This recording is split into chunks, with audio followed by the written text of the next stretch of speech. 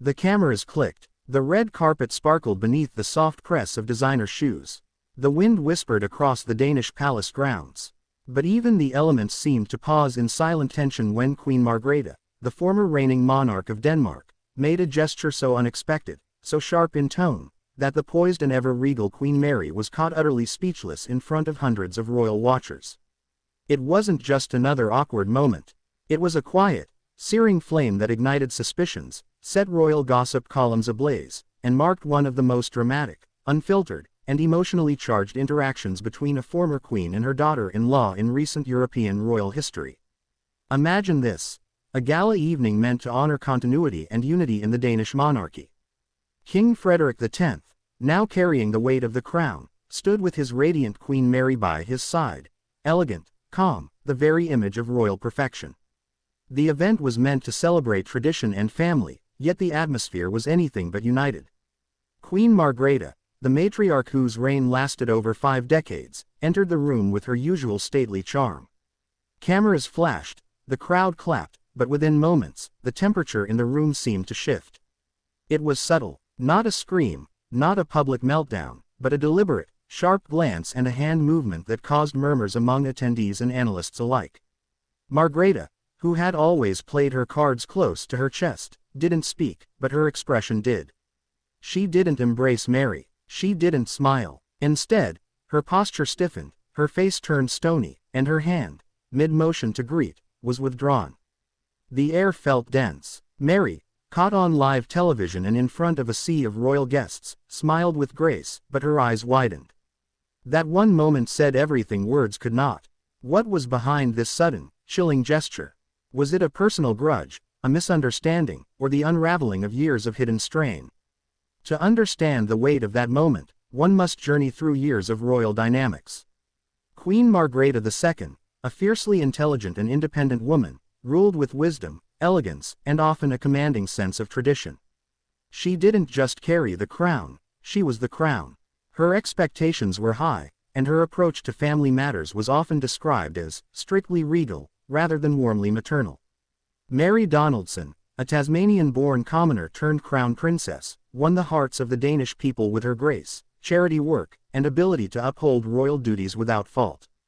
But insiders have long whispered that behind palace doors, the relationship between Margrethe and Mary was far more complicated than the photos suggested. Early in Mary's royal journey, Queen Margrethe reportedly saw her as too modern, too different. The Danish press often recalled how Margrethe rarely praised Mary in public during her initial years as crown princess. It wasn't open hostility, but rather a sort of cold distance, one rooted in expectations of royal tradition that Mary, despite her best efforts, couldn't fully embody in Margrethe's eyes. There were moments of public closeness, of course, crafted for cameras and diplomacy. But behind the layers of royal protocol, Queen Margrethe had a stern eye for detail, and sources close to the royal household often commented that her approval was rarely given without hard-earned merit. When Queen Mary tried to introduce progressive initiatives, especially involving children's welfare, women's empowerment, and mental health, Margrethe was said to be supportive, but distant, offering no public alignment, even as Mary's programs thrived. And now, in this symbolic moment, after Frederik's ascent to the throne, after Margrethe's abdication, the supposed handing over of respect and warmth between two queens never arrived. Instead, the gesture, captured in full view, showed a deliberate withdrawal. A gesture where a handshake could have united generations instead sent an icy message of personal discontent. This wasn't just about one public event. This was the culmination of years of silent judgment, unspoken competition, and the shifting of power from an old guard to a new one. For Queen Mary, who has spent 2 decades proving her loyalty to the Danish crown, this moment was more than a snub, it was a symbolic fracture.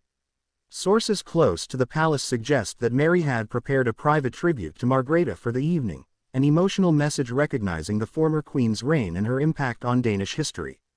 However, after the shocking public slight, Mary reportedly asked for it to be cut from the program. Though it was never confirmed, palace staff say the queen's composure never cracked, but in private, she appeared, visibly shaken, and deeply hurt. Body language experts quickly weighed in. One noted how Queen Mary's smile became noticeably forced, her posture rigid, her hands clutched tightly together, classic signs of emotional restraint under pressure. On the other hand, Margrethe's expression was described as controlled, but firm, not that of a warm grandmother passing on a legacy, but of a monarch reluctant to step back from power and legacy. It's worth noting that Queen Mary has faced trials far beyond protocol. From adapting to the complex Danish language to balancing modern motherhood with traditional royal roles, she has handled scrutiny, pressure, and criticism with elegance. Her story, of love, adaptation, and duty, has resonated across Denmark and beyond. But this moment with Margrethe served as a stark reminder that in royalty, approval isn't always earned, even with years of dedication. Public reactions were swift. Social media buzzed with interpretations, comparisons, and speculations. Many fans defended Mary, calling her a pillar of patience, while others questioned Margrethe's motives. Was it jealousy, disappointment, a generational rift in royal values? Or was this a final show of power by a queen who, despite stepping down, refuses to fully let go? Even King Frederik appeared noticeably tense in footage following the moment. As cameras captured him glancing between his mother and wife, his jaw clenched, and he avoided eye contact. Was he silently torn between loyalty to his mother and love for his wife? Insiders suggest that the king later held a private meeting with both women, but no official statement was released. The palace remained tight-lipped, and the public was left to speculate. The royal court, traditionally discreet, offered no clarification. But royal observers noted that Mary's next few appearances were noticeably solo, fueling more whispers that the moment wasn't just a fleeting gesture, it marked a deeper, ongoing fracture. And yet, through it all, Queen Mary carried on. Dressed impeccably, engaging warmly with the public, continuing her work with the Mary Foundation, and representing the crown abroad with flawless diplomacy.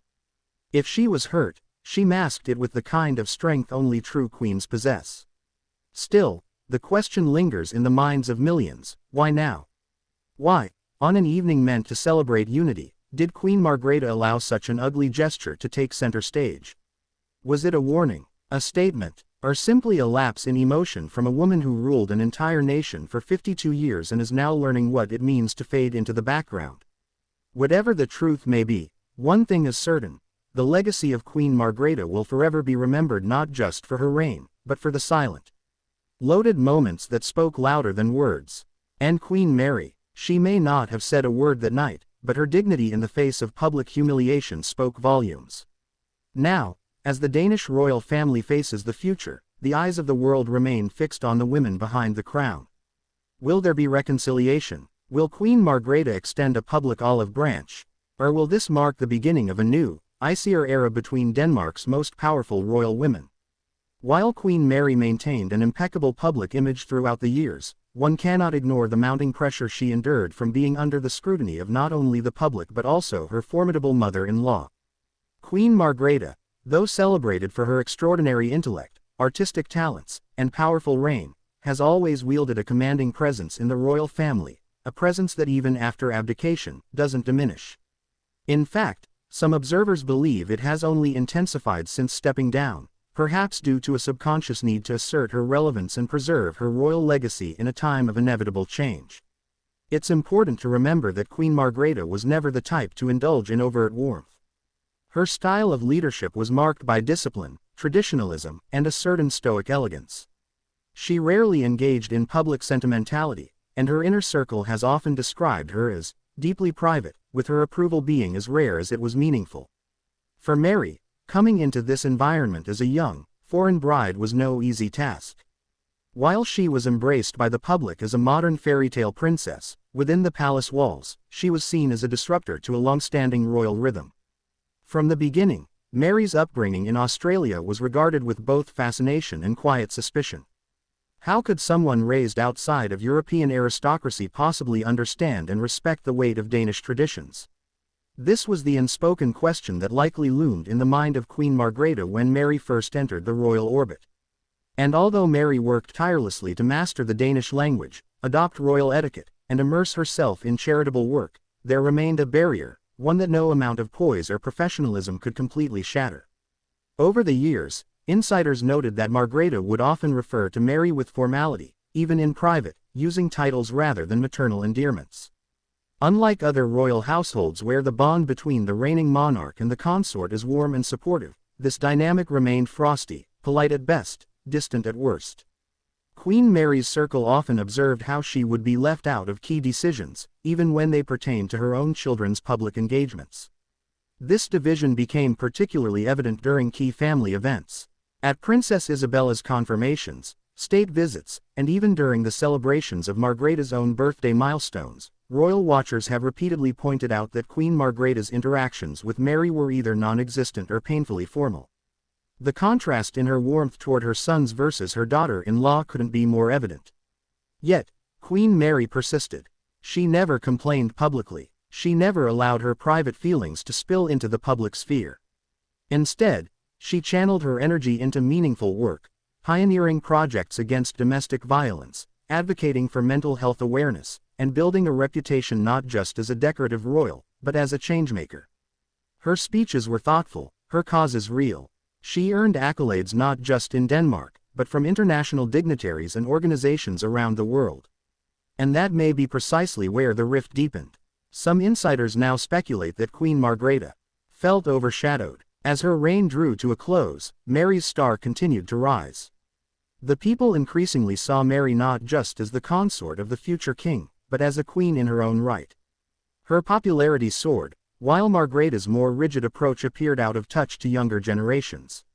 This shift in public affection might have subtly bred resentment. Though unspoken, such tension could easily bubble to the surface in moments of high visibility, such as the gala where that now infamous gesture took place. Observers with sharp eyes have even pointed out how Queen Margrethe's fashion at the event mirrored her more dominant style, regal, commanding, and unapologetically bold, while Mary's was understated and elegant, almost deferential. The visual symbolism only added fuel to the fire. It was as if the two women were speaking to the world through body language, posture, and silence rather than words. What makes this story even more compelling is that it's not merely a tale of personal tension. It's symbolic of a deeper generational shift in monarchy. Queen Mary represents the modern royal, open, global, emotionally intelligent. Queen Margrethe represents a different era, one of guarded tradition, reserved dignity, and ironclad protocols. Their cold interaction isn't just about personality clashes, it reflects the broader struggle facing monarchies across Europe, the need to evolve while still honoring deeply rooted traditions. In the days following the event, Danish media delicately danced around the subject. Most major outlets reported on the gala without directly mentioning the icy exchange. But social media was less forgiving. Hashtags like Margrethe vs Mary and Royal Snub began trending. Thousands of users shared clips, reactions, and emotional commentary, painting Mary as the gracious victim and Margrethe as the cold antagonist. Some even called for a public apology, while others defended Margrethe, insisting the moment was taken out of context. International media wasn't far behind. European royal experts weighed in on talk shows and podcasts, dissecting the body language, drawing parallels to other royal tensions, most notably between Queen Elizabeth II and Princess Diana in Britain, and offering historical context on royal in-laws across dynasties. The consensus: while royal families are known for decorum, moments like these crack the polished surface and reveal the raw, unfiltered reality that even queens are human, and that their emotions, when visible, can alter public perception instantly. Privately, there were murmurs within the palace of attempts to smooth things over. Some believe Crown Prince Christian, Mary's eldest son and Margrethe's beloved grandson, played a role in facilitating a quiet meeting between the two women. Whether this meeting took place remains unconfirmed, but days later, Queen Margrethe was seen attending a small family event where Mary was also present. This time, cameras were not allowed, a clear indication that the royals were trying to shield further scrutiny. Yet despite this, Queen Mary's behavior has subtly changed. Where she once leaned into visible public affection with her husband, she now appears more reserved. Her speeches have become more formal. Her smiles, still warm, appear more controlled. It's as though the weight of the gesture has forced her to recalibrate her public persona once again. And still, she does not speak of it. That silence is powerful. In royalty, silence can be a weapon or a shield. For Mary, it's both. It protects her dignity, preserves the image of unity the monarchy so desperately needs, and sends a message to the world that she will not be dragged into drama, no matter how humiliating the moment may have been. But questions still linger. What does this mean for the future of the Danish monarchy? Will Queen Margrethe's influence continue to cast a shadow over Mary's reign? Will King Frederik be forced to choose sides in private family affairs? How will this dynamic affect the next generation, particularly Princess Isabella and Prince Christian, who are closely watching their mother's emotional resilience? And more urgently, what message does this send to the people of Denmark, who view their royals as symbols of stability? This incident, while deeply personal, holds national significance. The monarchy is not just a ceremonial institution, it's a cultural cornerstone. How it navigates internal conflict speaks volumes about its relevance and strength. If Queen Mary can rise above personal injury and continue her work with grace, she may very well redefine what it means to be a modern royal woman. But if Queen Margrethe's behavior persists, it could fracture the royal image and weaken public trust, especially among younger generations who value emotional intelligence, transparency, and humanity in their leaders. For now, Queen Mary walks a delicate line between honoring her husband's heritage and asserting her rightful place as queen. She does it not with outrage or retaliation, but with elegance. The world watches closely, because if one thing is clear, it's that Mary's silence speaks louder than 1,000 palace proclamations. And in that silence, history is being rewritten. What will be the next chapter in this royal story? Will Queen Margrethe extend a hand, not in protocol, but in genuine affection? Or will Queen Mary forever bear the weight of that gesture, a painful reminder that even queens can be left speechless by the people closest to them? Let us know what you think in the comments. Do you believe Queen Mary will ever receive the full respect she deserves from Queen Margrethe? Was the gesture a symbol of lingering disapproval, or simply a misread moment under pressure? We want to hear your thoughts. Don't forget to like, share, subscribe, and stay with us for more truth behind the crown, where the real drama is never scripted.